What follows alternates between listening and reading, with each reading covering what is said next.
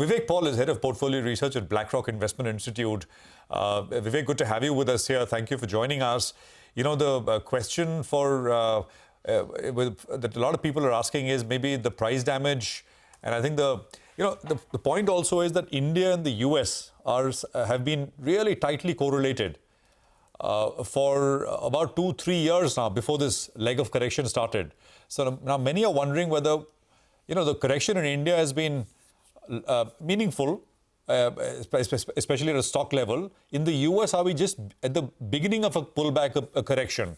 And if that would happen, what would it mean? So just start there, Vivek, in terms of how you're thinking about these two markets. Hey, Prashant, great to see you. Thanks for having me on again. So, yeah, I think you're right that for a bunch of time there was a really strong positive story that was being made for India and the United States, and happened at a similar time. I think we're now in a period where we're going to start to see more regional divergence between those two countries and more broadly. We're not in an environment where there's one common story that means that all markets are going to go up or down. And I think in the United States, it's very much a story about AI, about tech, and in India, it's a story about a cyclical downturn and the kind of the period of kind of consolidation around that. On a go-forward basis, I think structural opportunities also look different. I think in India, there's like a broad market dynamic which is linked to the demographic story. I think in the United States, there's a broad story as well, but also their leadership in AI, I think, is crucial to their positive case going forward. All right. Hi, Vivek. Good afternoon and good to see you in. This is Nigel on this side. Vivek, in your note, you have mentioned that India as well as Taiwan, they looked a little bit expensive. Now, the Indian markets have pulled back and, a lot of economic indicators on ground actually say that our economy is in fine shape. The markets could be wobbly, maybe it ran ahead of itself. But now some of those, those factors on ground are actually looking good, whether it's credit growth and various other, factors. And given that valuation-wise, we're a little below the long-term averages.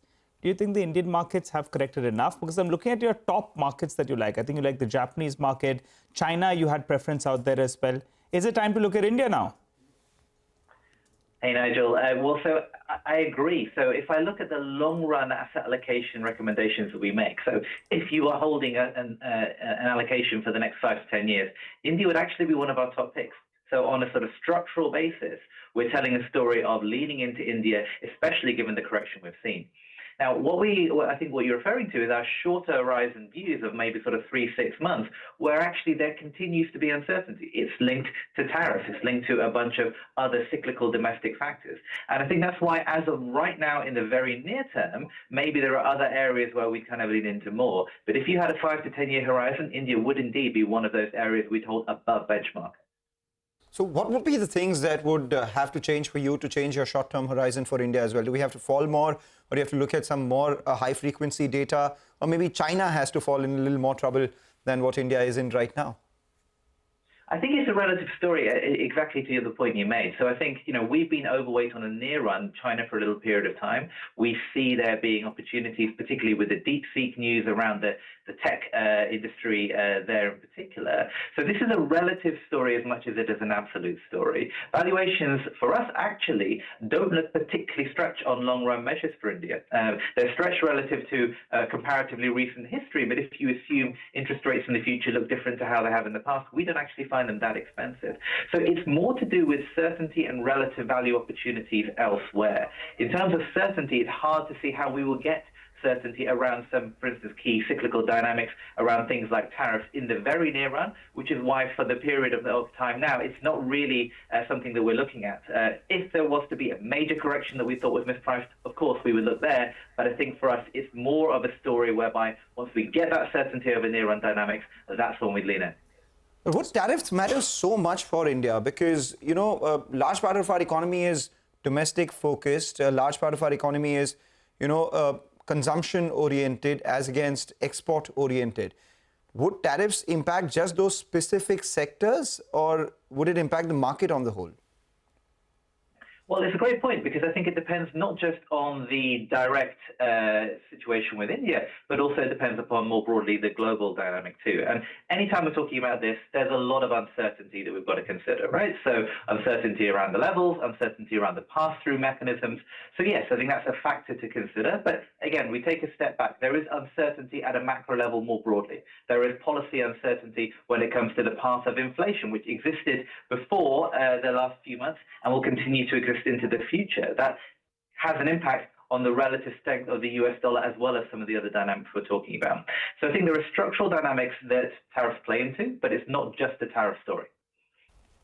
So in the near term, Vivek, what's it? India versus China. Your preference was China, but now is it getting a little bit skewed in terms of that preference? Is India getting some points as well? Well, this just is in the near point, term. I think, In the near term. Yes.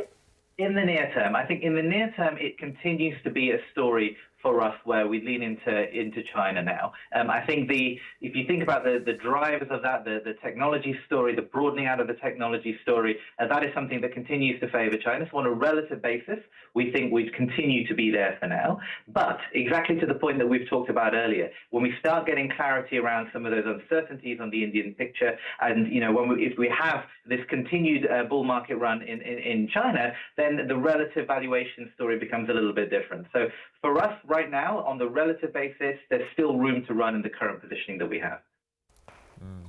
Vivek, just very specifically,